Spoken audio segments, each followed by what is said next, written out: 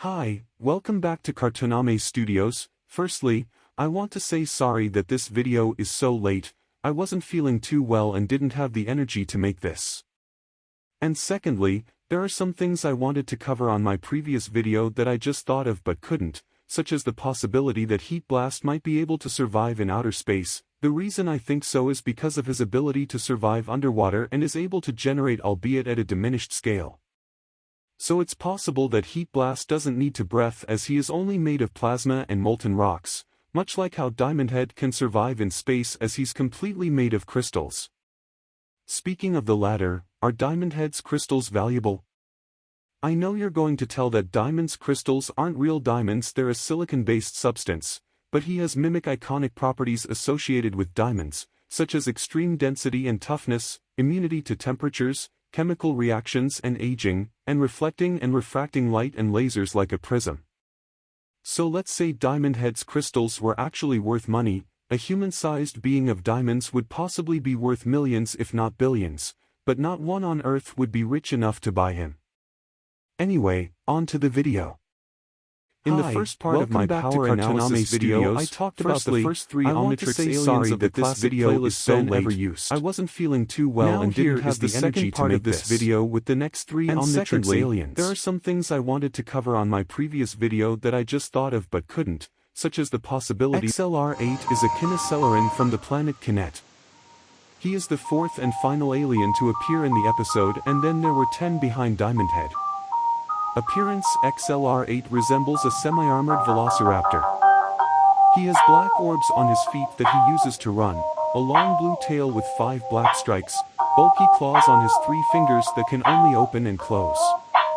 XLR-8 wears a black cone-like helmet with a protective visor that slides over his face, which is a part of his Kineceleran biology and not mechanical.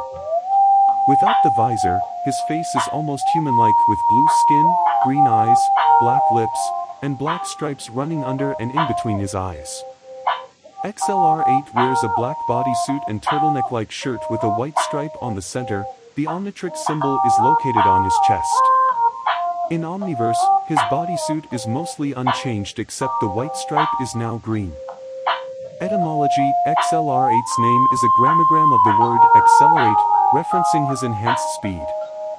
Kinet's society is forever in flux due to the ever-changing nature of the environment. The planet rapidly orbits around its sun and rotates at a highly accelerated pace compared to planets like Earth. Days and night are compressed into minutes and lifetimes are spread over a few weeks. They say that people will never return to a place on Kinet to find it the same after a short amount of time. Kinet also has worldwide violent electrical storms constantly, forcing the Kinecelerans to always be on the move. Kinet's landscape consists of numerous canyons, an urban city, and a jungle.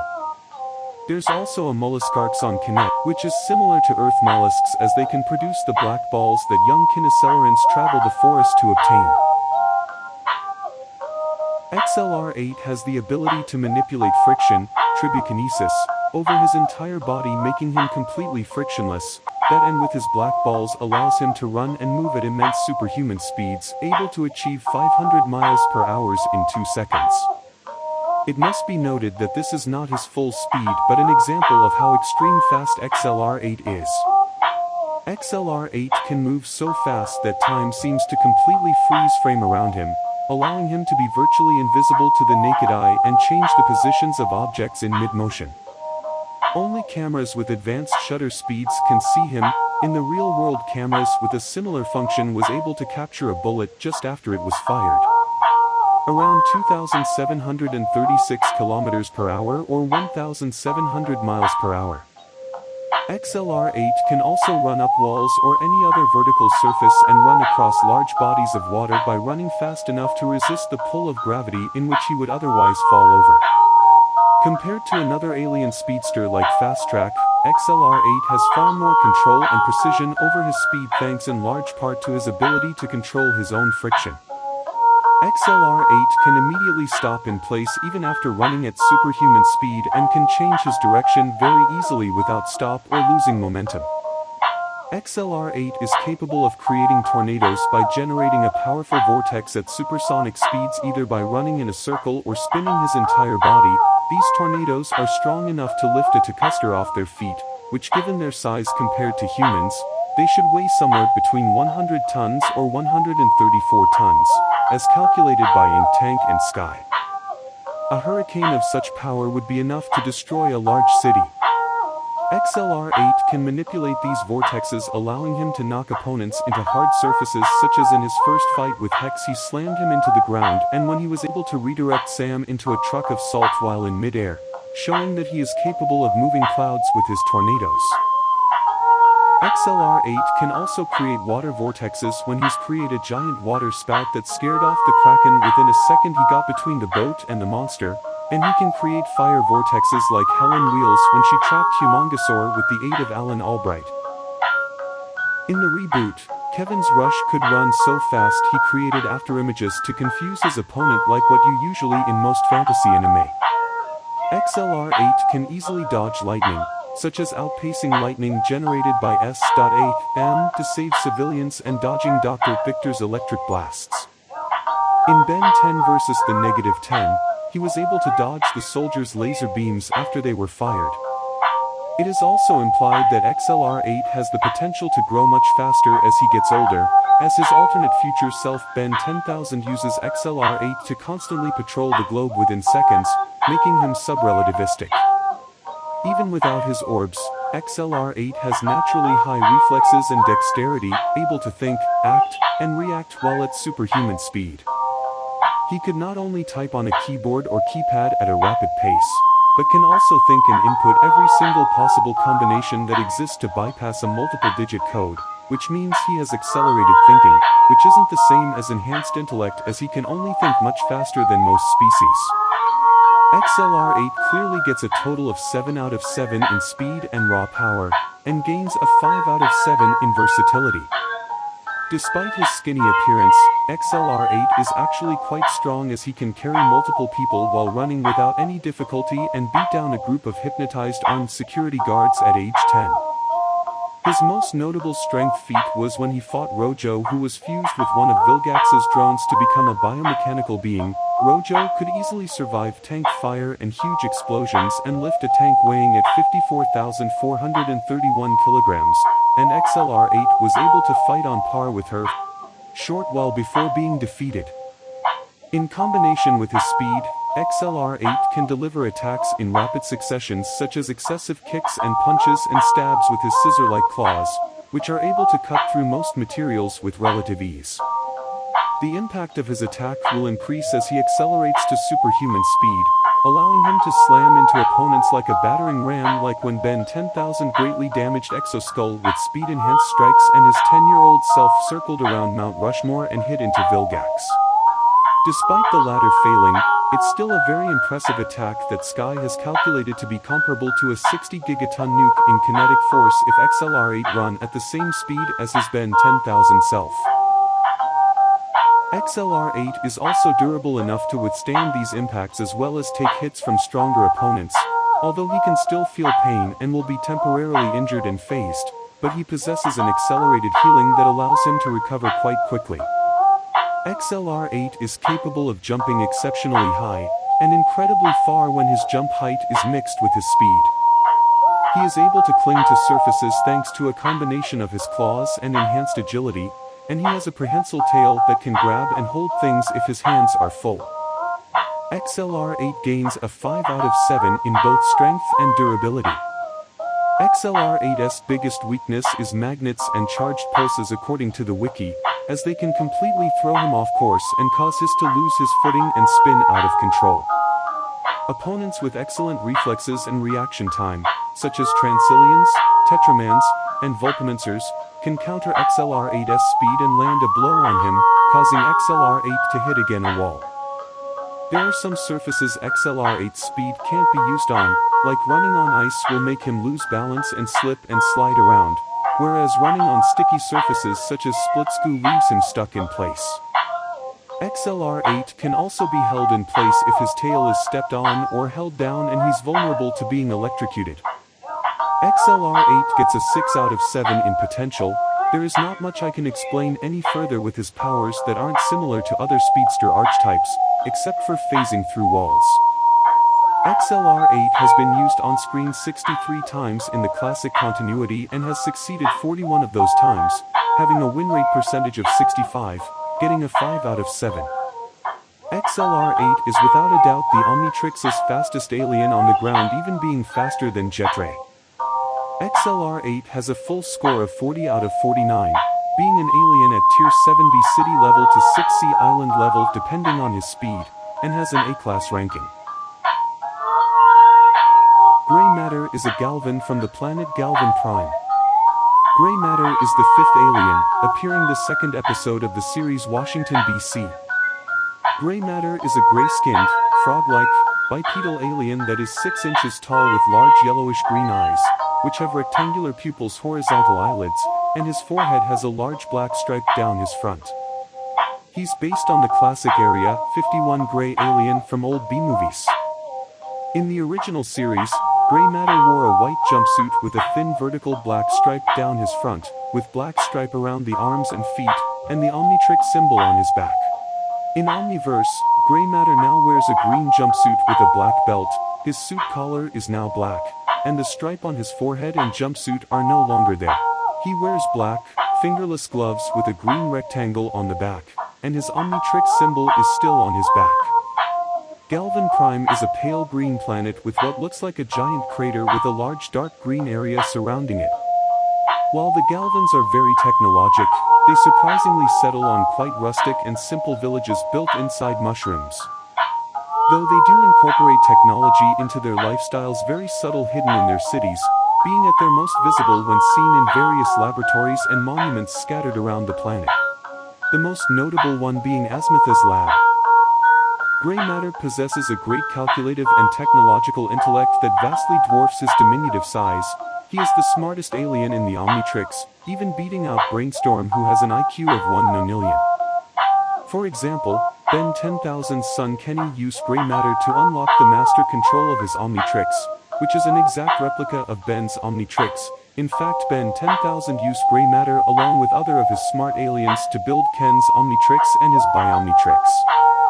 In the Prime timeline, both Gray Matter and Ben 23's Brain Frog were able to easily remove a failsafe that would have caused both Omnitrixes to explode, implanted by Dr. Psychoboss, who is considered to be the second smartest being in the universe by Maltruant, whom Dr. Psychoboss repaired. Gray Matter's intellect allows him to act as a problem solver and analytical help in difficult situations. This enables Gray Matter to think more strategically compared to the other classic aliens who use brute force.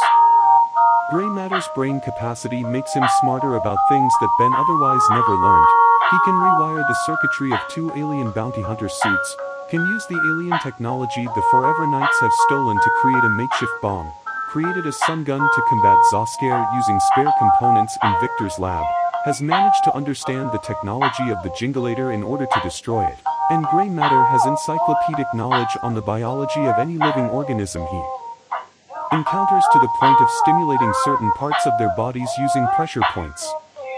Gray Matter's intelligence is not just limited to technology and biology, as he is smart in general and can instantly learn new things. Even if he doesn't know something, he can quickly learn it at a superhuman rate. Gray Matter can think up advanced mathematic calculations in his head almost immediately, such as when he calculated the amount of jelly beans to win a contest and he was able to outmaneuver a trio of alien bounty hunters. Gray Matter's multidisciplinary intellect can also extend to understanding other languages, such as being able to communicate with the lovely Duck's AI, Pixie. Gray Matter may be far from physically powerful, but his intellect and efficient technological and calculative skills more than compensates for that, gaining a 7 out of 7 for his intellect in raw power and versatility. Gray Matter's size allows him to squeeze into small spaces easily, and he can scale up walls thanks to microscopic pads on his skin. He also has sharp teeth to inflict painful bites and has gills on his face allowing him to breathe underwater, making him amphibious. Gray Matter is much stronger than he looks, as he was able to move a cleaner's bucket and mop in it and break a coolant pipe to freeze the Vreedle brothers. And Gray Matter's durable enough to withstand being thrown against a wall, and he can jump far higher than his size, such as when Azimuth jumped up to Ben's height. Not to mention Gray Matter has great speed and agility. Other traits Gray Matter possesses include having a long prehensile tongue making him an insectivore. He has slimy skin that makes him difficult to grab, and as a Galvan he has a secondary pre-brain, which deals with all his basic bodily functions. Grey Matter gets a 0.5 in strength and a 1 out of 7 in durability and speed. But as you would expect, Grey Matter's small size makes him unsuitable for physical combat, being limited to only outsmarting and outmaneuvering his enemies in fights. Animals like raccoons, dogs, and cats can be easily troublesome as they treat him as a play toy or food, and even small humans can restrain him. Due to his small size, Grey Matter can easily be grabbed and trapped inside containers. He can also be blown away by strong gusts of wind. Despite his immense intelligence, Grey Matter doesn't know everything and can still make miscalculations. According to himself, even Grey Matter doesn't know what he's talking about sometimes. For example, in the original series Grey Matter initially didn't know which galaxy his species is from, and when he tried to upgrade the Rust Bucket's air conditioner, only to cause it to overheat and incapacitate the vehicle instead. This is likely due to his young age, compared to Azimuth who's over centuries old. If Grey Matter's primary brain is somehow removed, he loses all his intelligence as he only depends on his secondary pre-brain, like what happened to Azimuth. Being a Galvan, Grey Matter is highly vulnerable to his natural predator, Omnivoracious, a bird-like alien species that's just as intelligent as Galvans. Despite his impressive strength, durability, and speed, he's still far below average humans. Due to his immense intelligence and technological genius, Grey Matter could very possibly understand any kind of technology from other universes, such as the nanites from Generator Rex, Tony Stark's Iron Man armors, Cyborg's cybernetic body, the mother boxes and father boxes from Apocalypse, and Chronosapien, Drone Rojo, and Rex's technorganic bodies. Gaining a 7 out of 7 in potential. Grey Matter has been used a total of 40 times in the classic timeline and has succeeded 38 of those times, gaining a win percentage of 6 out of 7. Overall, Grey Matter is a perfect alien to use in complex situations where physical strength is ineffective and can easily escape when things get dangerous. However, due to his major disadvantages, he's far from the most handy and versatile of aliens. So Grey Matter has full score of 28.5 out of 49, being a 10C below average human-level alien with a ranking of D-class.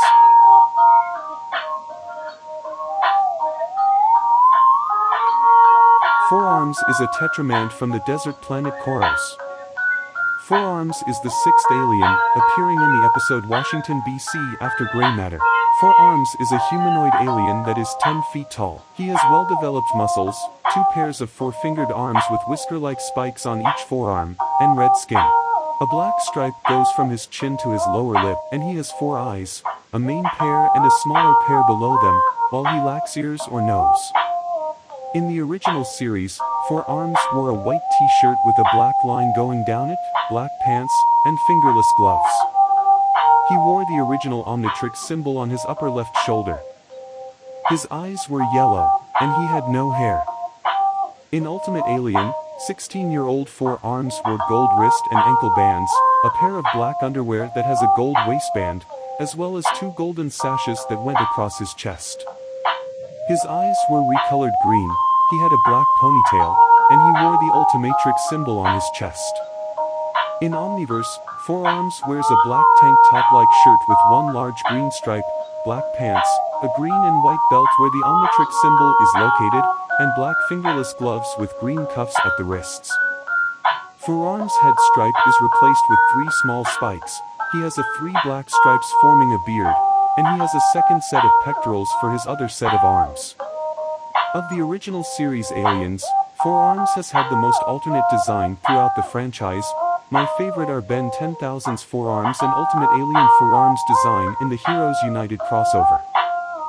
Koros is a dusty and barren planet barbaric world where might makes right and survival is a constant struggle. Due to constant conflicts, Koros culture has long since devolved from a confederation of thriving city-states into scorched and boundless wastelands, where nomadic tribes ruled by bloodthirsty warlords roam the landscape and the only dominant government is the Red Wind Kingdom. Most Tetramans are born with red skin, but there are blue and brown ones have been seen. Female tetramans have hair while male tetramans have hair that turns gray as they get older, but most of them are bald. Tetramans have an average height of 10 feet and can grow to be as tall as 15 feet high. Female tetramans are usually taller than the males. As a warrior race, tetramans are fairly aggressive and favor violence. Just like humans, tetramans are extremely emotional creatures by nature. Because female tetramans are traditionally stronger than males, they are in turn considered the better warriors, and due to this, if a male tetraman manages to defeat a female tetraman, the male becomes the female's chosen husband. As a tetramandian custom, the bride collects 4 items before a wedding: something conquered, something bruised, something severed, and something blue. Tetramans are not very amicable towards outsiders, as in the case of Kevin when he went to get one of their tetramand engine blocks for his car. Initially, he was refused, until he agreed to marry Princess Luma in 3 years, after which he was allowed to have the engine block. Tetramans are very strict in the upholding of their laws. An offender whose crime was merely jumping the turnstiles at an auto show was buried up to his neck in sand. Tetramans are not big on exceptions, even to other law enforcement officers like the plumbers. Tetramans have a unique way to ultimately decide court cases: fight. Tetramans get to fight with their accusers in a battle arena, and the winner of the Tetraman trial of combat wins the case. There is nothing in the rules that states that the person must stay a Tetraman. Tetramans are a spacefaring race that are a part of galactic society. They may either settle on any number of worlds and raise a family, or live their lives on starships that rarely return home to Koros, if ever. Tetramans live in very close-knit family tribes and defend their kin to the death. 4Arms' most prominent and obvious ability is his massively enhanced strength. He is one of Ben's strongest aliens in the original series and relies on him the most against large powerful foes such as Vilgax, Kevin 11, Vulcanus, Trombipular, and Luma Redwind. 4Arms can easily punch through solid material like stone and steel, and can lift several times his own weight. Like in his debut appearance, he battled a woolly mammoth reanimated by Dr. Onimo, weighing between 6 to 8 tons. And he also lifted colossal stone pillars like the rocks from Stonehenge from the Temple of Ekchuj to attack Apuk, the Mayan god of death. 4Arms' strength allows him to use anything heavy as a weapon. From big rocks he can throw several feet away, to beams and pillars that can be used as clubs. His great strength even extends to his jaws and bite, allowing him to bite metal and damage it. He even develops 2 sharp fangs between his lower jaws as he gets older. 4Arms' strength also allows him to scale walls by pushing his fingers deep enough to make handholds. 4Arms has been stated in the wiki to be physically stronger than Methanosians like Swampfire and Vaxasaurians like Humongosaur. At their base size, Swampfire's strongest feat was being able to push over this weather tower with his feet rooted for leverage and to alter his body density to resist the tower pushing back against him. And Humongosaur once threw this glider straight into the Earth's orbit and easily lifted Crashhopper's natural predator over his head. There's a possibility that since 4Arms is stronger than Humongosaur, and the latter is able to lift way big, then 4Arms should be able to, if not relatively easier. There's no confirmation from the wiki or any of the creators, and the fandom is divided into yes, no, or maybe, so I'm to remain neutral until proven otherwise. The older 4Arms grows, the stronger he becomes. Not to mention 4Arms is a perfect example of the Omnitrix's ability to make the alien transformations a perfect version of their respective species, which I previously estimated to be 6 times. Like at age 16, 4Arms has become strong to the point where he was able to overpower Luma Redwind, the princess of Koros and strongest warrior of her time, despite female tetramans being generally stronger than their male counterparts. 4Arms was Ben's only alien, aside from Wrath, who managed this feat while all the other aliens he used were soundly defeated. 4Arms can generate shockwaves by slamming his fists into the ground. This can cause small-scale but powerful earthquakes and heavily fracture the ground. Alternatively, he can also make strong shock waves by clapping all 4 of his hands together, powerful enough to knock off opponents as big as himself and deflect incoming projectiles. Ben learned this ability from Teeny when she first used it in The Galactic Enforcers to attack 6-6. 4Arms later used his own version in Monster Weather. His was powerful enough to nudge this monster who's almost tripled the size of any building. What can only be described as a near town level attack, with the 6 times multiplier that would be great enough to violently shake a mountain. In the wrestling episode, 4Arms has shown to have a natural prowess to wrestling against professional and mutant wrestlers. His hand-to-hand combat skills have grown stronger as well, showcasing impressive agility and acrobatics in his battle against Princess Luma. We can all agree 4Arms deserves a full 7/7 in strength and power, but at least a 4 out of 7 in versatility. 4Arms has a high level of incredible durability to match his great strength. Thanks to his highly tough and thorny skin, 4Arms can casually shrug off powerful missiles from Mechadroids, laser blast from blaster weapons, and a slash to the chest by malware while barely feeling any pain when he was 10 years old. In his debut episode, 4Arms survived from falling at an extremely high altitude in a failed attempt to save Gwen from a mutant parakeet, creating a massive crater in the concrete. In correlation to his durable skin, 4Arms is highly resistant to extreme temperature, such as being able to tank a fire blast from Pyronite, whom are able to melt stone and metal with seconds. This also means 4Arms could withstand the heat of lava and molten metal like Victor has shown. And in Ultimate Alien series, he was not in the least fazed by the cold of the Arctic as he was fighting a Yeti while Dr. Onimo and Kevin and Gwen were wearing winter coats, or when he was on the cold side of planet Mictleti. So 4Arms' durability is a 7 out of 7. Surprisingly, 4Arms does possesses a form of enhanced running speed, while not at superhuman levels like XLR8 or Fast Track, but he was able to escape from a roller coaster as it was falling and helping Able North save some people, and he managed to evade Acid Breath's acid spit, who would have the average reflexes of any human. So 4Arms' speed is at least over athlete level, and his strong leg also allow him to jump over several stories up at great distances in a single bound, and despite his weight he's a capable swimmer. Slow speed aside, 4Arms has impressive reflexes, able to catch missiles and redirect them back in a single motion. In one instance he was able to fly with missiles, by grabbing onto them and with his strength change their direction mid-flight. 4Arms also immediately reacted to a living gargoyle flying him from behind, and he blocked an energy blast with a giant baseball bat after the second attempt. So his reflexes are at least relativistic. While 4Arms' speed is impressive in his own right, compared to other aliens it's sadly a 3 out of 7. 4Arms has only a few weaknesses, but mainly his large bulk works better in wide open spaces and is ill-suited for moving in areas designed for smaller species. Not to mention he's an easy target for enemy attacks. While 4Arms tough against extreme heat and cold, he can feel pain from electrical shock attack. When infected with a cold, 4Arms can sneeze out sprays of slimy snot from his mouth. Although disgusting, this can be useful against repelling insects. But his strength and stamina are severely reduced and his armpits gain disgusting and smelly hives. Despite his durability, 4Arms was harmed by porcupines' quills and got drowsy, and can feel great discomfort while being attacked by a swarm of fire ants. While 4Arms is a great alien in battle, his capabilities are severely limited to strength and hand-to-hand combat, but that doesn't mean he isn't a great choice for competing with and taking down some of the physically strongest fighters in fictions. 4Arms gets a 2 out of 7 in potential. 4Arms has been used on screen 85 times, and has succeeded 81 of those times, having a win rate percentage of 7 out of 7. In short, 4Arms is an all-around combat juggernaut.